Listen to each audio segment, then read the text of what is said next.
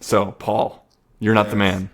Kind of like an alternative choice, which we always love an alternative choice. Why is this the standout? It's a standout for me. And I think any song on that record could be a standout for anyone. I had been the bad guy, let's just put it that way. So I was listening to the song from a different point of view, and it took me to a different level of growth in my life. And when music can do that, music can do a lot of things, but when it can really take you to a next level in your development as a human being, that song will always be a standout to me. And I feel like I kind of have it to myself. That's beautiful. It's hidden away. Owning something. Owning that a lot of these songs are narratives, right? Like they're stories. They're written in that narrative kind of way, in a really satisfying way. And you're if you're casting yourself, and maybe you can cast yourself in different roles in these songs, in different situations, different contexts. And let me add one thing on a technical level. The band, they entered the song in a very melancholy way, and then the vocal comes in after the horns are in and the piano is going along, and you think the whole song is going to be that, and then you're not the man, and you don't expect that, and it keeps you honest about what you may have done wrong if that's how you're entering the song, but it also lifts you up, like it's going to be okay, you're going to have another chance, life is not over. Because that beat kicks in, and she owns that. She owns that way of rhythmically lifting you up out of the ditch. She pulls you through it. She pulls you through. She's not gonna, she knows she's singing about stuff that's hard, but then she says, "Don't forget the rhythm. Don't forget that's where we all come from. Your mother's heartbeat was the first rhythm you heard. So life is going to go on if you let it." I like that about your mother's heartbeat was the first. That's the first rhythm you heard. Yeah. Yeah. So Damn. That's her. When you hear that song now, I mean, does all that still? Because I know, for the purposes of this podcast, we ask you to think more about the album and these tracks. Like when you hear it now, does all that come back, or have you developed new associations with that particular song and this whole album over time? New associations, and as a musician now myself, I just appreciate this. I can reflect on that time, but it doesn't put me into a tailspin or anything like that. I think about the structure of the song. Do you? Yeah. That's where it takes me. And I tend to listen to Promise all the way through every time. I tend to not just listen to one or two songs. Yeah. Is it medicinal, this album? Is it like is it a salve, or does it play multiple roles? On so many levels, it's a salve, mostly just as an artist and a human being. I mean, how dare she, after Diamond Life, the audacity of this woman. The audacity after Smooth Operator and Your Love Is King. Yeah. You've got a shot, baby. You had two modest hits. People in the States kind of know about you. You're in London, so you've got some juice there, and you're in the studio. And, back then you would release a single, but the album, you guys know what I'm talking about. Albums mattered back then. People would put on the album. You wouldn't go straight to the single. So how dare you come out with Is It a Crime first? I know. It's such a good song. Which Is It a Crime is incredible. It doesn't sound like anything. It had what's the woman who sings Goldfinger? It's got some Shirley Bassey. It's got some Shirley Bassey. I mean, what balls to come out. Yeah. This may come as some surprise. What? Yeah. But I miss you. Yeah. That. Yes. How dare you? Yeah. It's just a vulnerability. It's a powerful vulnerability to stand fully in that, and to not play it for sympathy. I think it's not played for sympathy. It's played for this is honestly a factor of having loved anyone or having loved anything. And it's what we talked about earlier. Every band member is singing that song. Yeah. You know, He's bad with that. Yeah. Everybody is singing the same thing. Yeah. Yeah. My love is wider than Victoria Lake, taller than the Empire State. Get out of here. Mm-hmm. You know what I feel this with? Nerve. I feel this with cities. I feel this with places that I've lived. You know, like I feel this with where you're like, you're never going to get that. You're never like, we were talking about Chicago before this, and obviously the Chicago love, the love I have for Chicago is well documented on this podcast and well documented everywhere. But it's so funny. I don't know if I'll ever live there again, you know? Like, I don't know. No. I don't know. I can't say for sure. And there's this thing of, it'll never be the Chicago of when I was 18. It'll never be. Well, no, yeah, and it changes a lot. I've gone and lived in other cities, but I always knew I would come back here. By the way, how beautiful is... Come on. It just changed, and now it's just... And the airplanes, I don't know if you can see them, but you can see the planes going over I actually don't know. They look like spaceships. It reminds me, we're actually in outer space. We talk about aliens in outer space. We are in outer space. We have flying machines. We're in outer space. Some people think we might be in a black hole. So we may be. It's feeling like that. I mean, more and more. Yeah. Not to say too much, but yes. And you know, like living in the this may come as a surprise, but I miss you is like there's knowing that you'll always miss things regardless of how positive or negative they are, I think is or like how they end. I see that shot through all of her work, that kind of living with it, you know. And also to have that be the first thing you say, the first thing someone's going to hear on that record. And right after she says, this may come as I'm surprised, but I miss you. The next thing she says is, I can see through all of your lies, but still I miss you. Because relationships are complicated. Mm-hmm. Yes, I can see through all the ways you fucked with me, all the ways you went off with somebody else and did this thing. I'm looking back now. I can see through all your bullshit, but I still miss you. Yeah, that's the human condition. Yeah, and that's what she was never afraid to talk about. Some of these people are going, girls just want to have fun. That's nice. And that's fun. And that's great. I love Cyndi Lauper. Right. But Sade took you somewhere else. The courage not to fall into the patterns of also what is correct structured songwriting. Yeah. She didn't fall into those patterns of verse and chorus and verse and chorus. Here comes the bridge. I mean, you just never knew what was coming. Yeah. Like a ninja.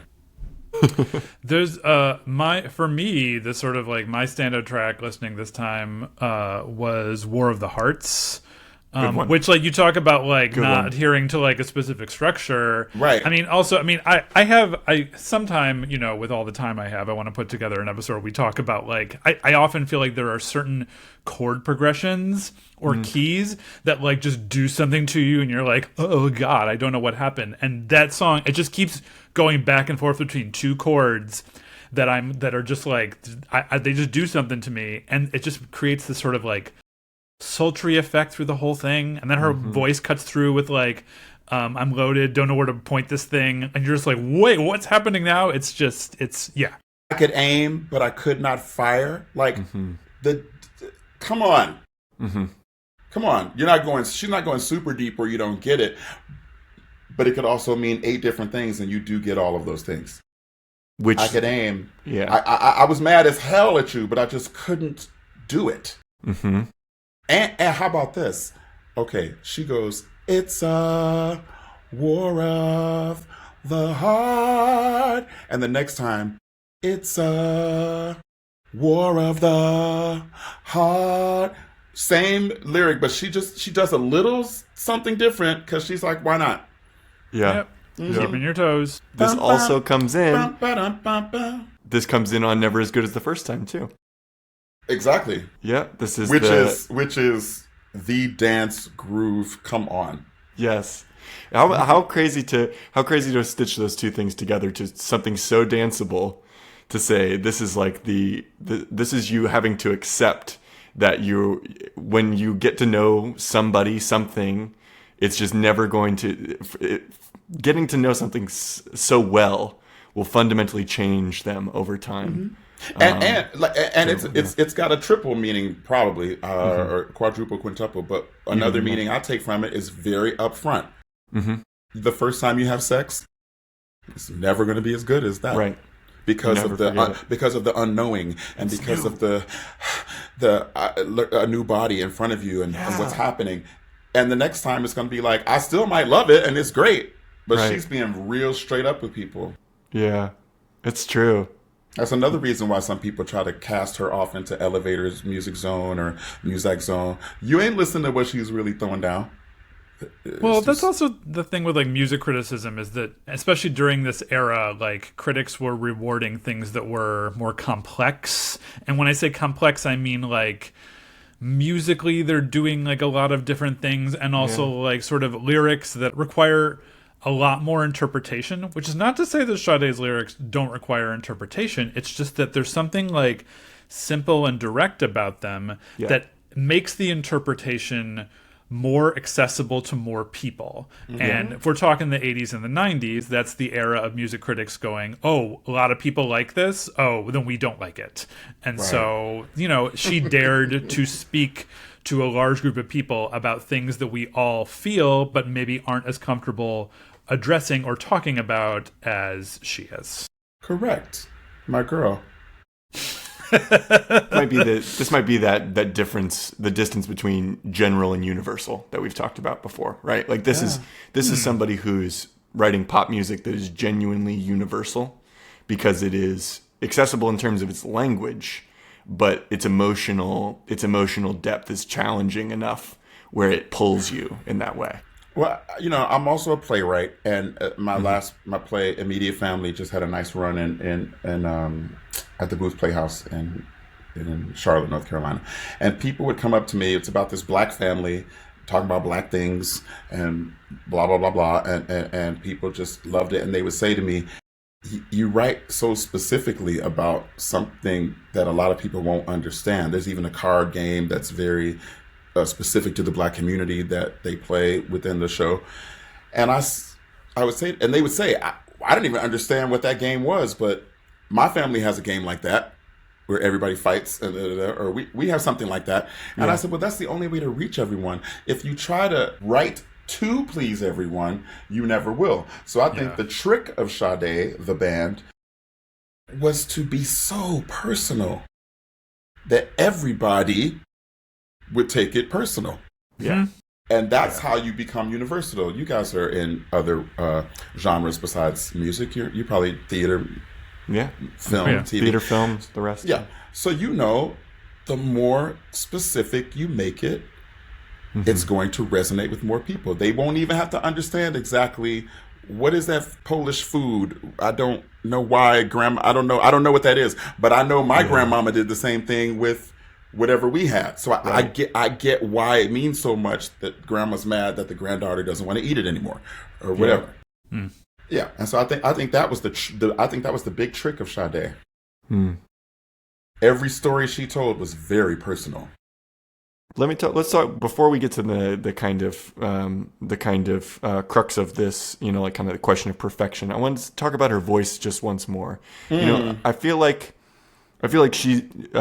Sade the woman, in the context of this band, she's notable for her voice, but I feel like maybe doesn't get the same kind of recognition for her voice in the same way as somebody like a Whitney, with how athletic and muscular she was with the way that she sang. Why do you think that is? Because I feel like there is a similar power, but they're considered in different ways in the kind of way that they're viewed in public. I think that Whitney was so protean. She was so, the runs and the earned runs, unlike today where everybody just, the earned gospel runs of Whitney. Yes. And she was in a more soprano too, just pinging. She was pinging all the time, where Sade can kind of live down here. But if you see Sade live, Helen can go to the rafters.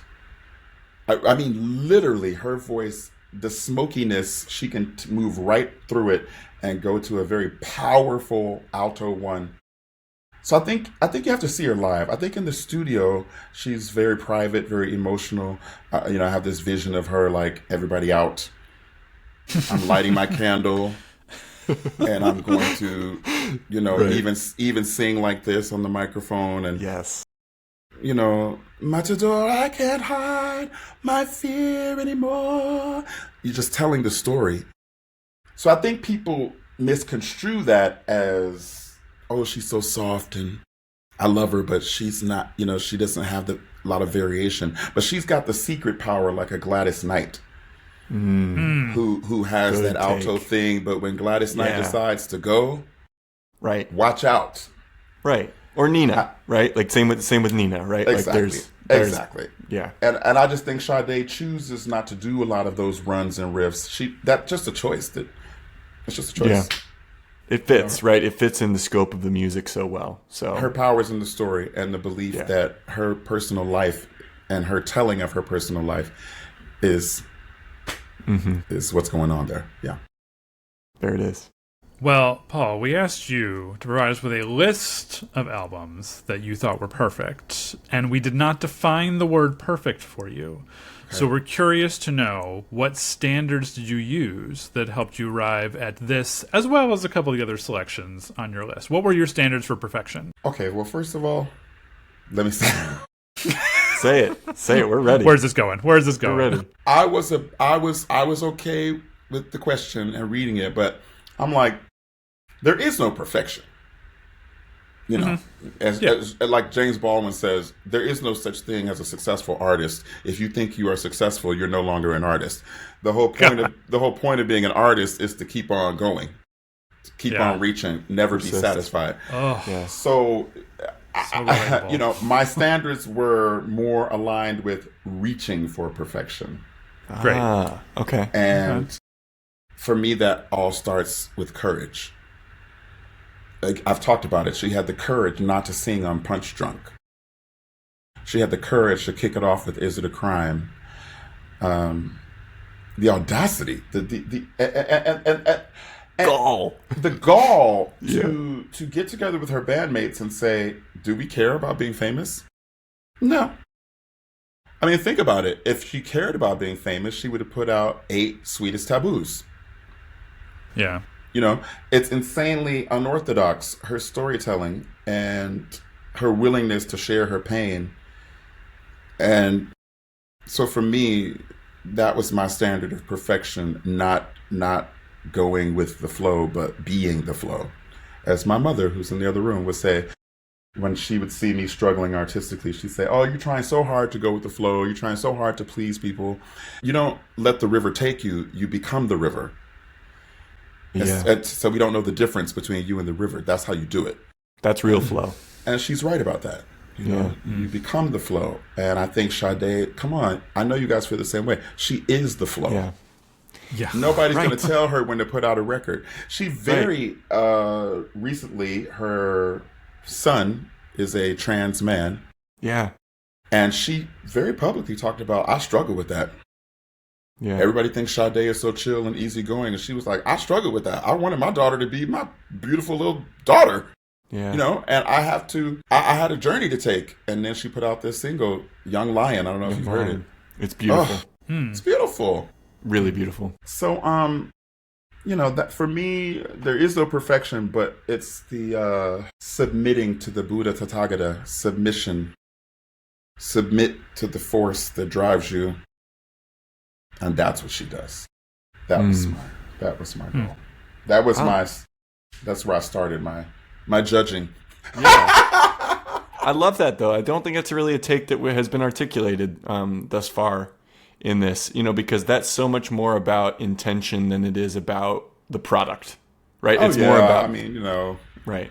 She's pitchy here and there, but she doesn't care. Yeah. You put your stuff out there and anything can happen to you. I'll just put it that way. And she had immense pressure and she just, I'm going to talk about Maureen, this girl I knew. Mm-hmm. What? Yeah. She survived it. She survived this pressure. It'll chew you up and spit you out. Like any industry will. Right. Yeah. I saw a rumor that there may be a 2026 world tour. Have you heard about this? Oh, I thought you were going to say I was going on world tour in 2026. Oh, I'd love to open for her. Hey, God, I mean, Paul, you do said it it. here first. Yeah, maybe she'll hear this. Please. We're gonna contact her reps. Do you think there's she's usually supporting a record? So do you think the new record is finally coming? I heard that too. I don't know. I just saw there's like nothing firm or in place or anything like that, but there's a lot of hubbub around that. Mm-hmm. Well, I mean, there's nothing like her in tour, and guess what? That's true. Not many artists her age can still sell out because her fans are devoted. Yeah. Oh, I would go. I would make a point to go. Yeah. It's really. I would make there's a not point many to artists take that'll get you. me out of my house. These I would days. make a point to take you. Oh, Paul, I would love that. I would Because love to see Sade I'd with work you. it. I'd work it and get some backstage shit. I'll work it. God. Okay. Okay, Yeah. I'm holding you to that. This is on wax now. This is recorded. This is recorded, so we know Mega, this. mega. I love it. I love it. This is like, it's really, I think, I very rarely meet people nowadays who don't like Sade, who don't at least appreciate Sade. At least and that. that's amazing. You know, like people more often than not, I meet people who are like, I fucking love Sade and like can put Sade on anytime. So there's a really, you know, the fact that she has, or they have kind of figured out a way that they want to approach this, approach this musical landscape is great. It reminds me of Tracy Chapman, right? Like the way that Tracy Chapman approaches how and when she makes music. Like this is the dream in many ways. But what I think it's, when you look at the way that these albums have manifested, you're like, oh wait, that dream, anybody can do it. You know, like you may not reach the audience that the Sades and the Tracy Chapmans have, but the only way that you can in that way is by being undeniably yourself and following the spirit of it. You just said a thing. All she decided to do was live a life. Yep. And let the chips fall where they may. They have fallen where they have fallen, but I guarantee you her daily living life is more fulfilling to her than what she kind of has to do when she puts out a record. Yeah. You can kind of tell, and I kind of think it's cool that she's like, okay, record's out, I gotta promote it. Okay, I'm sure she loves performing. I feel it in my bones that she loves being out there with the guys in the band and thing. Yeah. You know, it's the living of the life that is most important. Yeah, having experiences, trying new things, making mistakes, hurting people. Yeah. I like to say, I'm just, when people ask me about, you know, how are you creating? And I say, well, I'm just a human being. I'm in the process of being. So I'm a human that is being. And I think she's a great example of that. It's one of the reasons I look to her as one of my North Stars. Well said. All right, Michael, what do you think? Are we at that point? We got to deliberate? I do believe, Tyler, we have now arrived at the deliberation phase. Okay, so Paul, this is the deliberation phase now. And there's also when you there will be a sound effect added after there that. Will be. we haven't made our soundboard yet. There's like this whole thing. It's like dun dun, like this. I can't wait. Okay. Like kind of Law and Order-esque. High tech around bit. here. Yeah. You want to go first? You want to go first? Yeah, I'll go first. This is big. We're deliberating your case and sort of presenting sort of the things that really spoke to us. I mean, you know, so obviously as the teacher in the room here, I will say that I always appreciate it when a person makes their case with specific, descriptive, supporting evidence, and I think the amount of singing of lyrics that you've made in your case to back up everything, all the claim, like you had support for every single claim that you made. Something we honestly don't get that often on. I mean, we get supporting evidence, but we do not get musically provided supporting evidence. Yeah. And I will also say I appreciate the fact that when you said they moved her from MTV to VH1, that like I knew exactly what you meant by that, and you know I totally remember that era of music television. So I don't know, that's, for me, those are the things that really stuck with me. How about you, Tyler? Which incidentally, my kind of the reason I'm sure about this, if I can show my cards, is for the opposite reason, right? Is because of that B- you gave me on the 60-second intro, because it's about it being from the heart, right? Like we have all sorts of people on this podcast, and I can't tell you how many of them are like, I don't know if I could talk about an album for an hour. Like I don't know if I could make the case for why I think an album. I don't have the language for it. And I'm like, really, it's what is the emotional core of why you love this? What is the emotional core of why it matters to you enough to even talk about it to anyone? And I think that's where we've gotten so easily with Sade's music in particular, but also with the generosity that you're having with us to kind of be frank about it and to say, no, this is what art is about. This is what art, when it is done well, this is why it matters for us to keep doing this at all. Yeah. When you can despair so much at how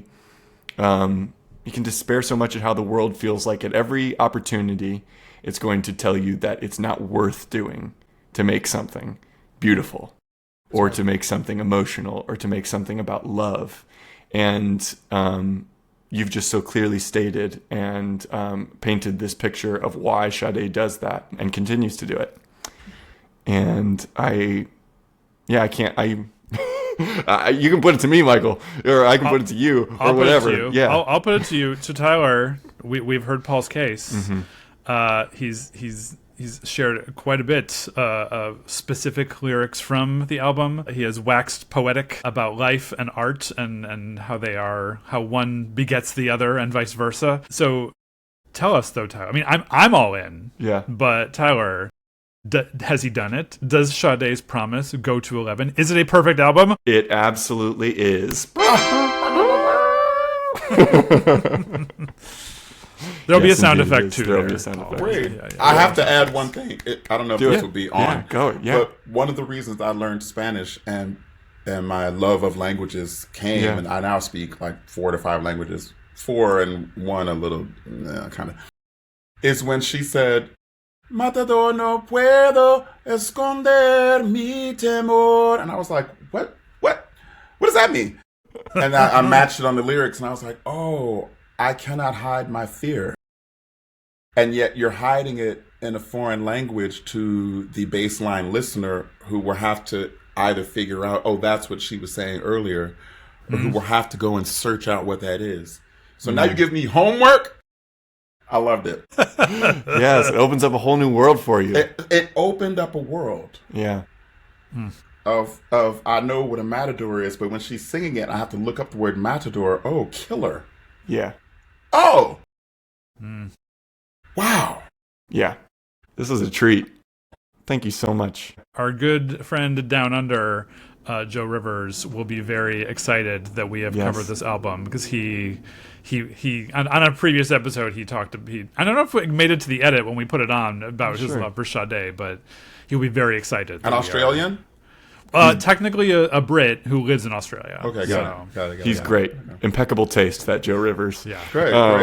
And we wanted to we want to give, you've talked a little bit about the work you got going on. Is there anything you want to shout out that you want people to know about? You want to share with our audience, that you anywhere that you want them to follow you or anything you want them to catch if they're in person? You can follow me at Tall Power Paul on all social platforms. I think the cat's out of the bag on social media today or yesterday. I'm going to be in the musical version of As You Like It at Writers Theater. It's by Shayna Taub, who wrote Suffs. Oh, so okay. That's happening this fall.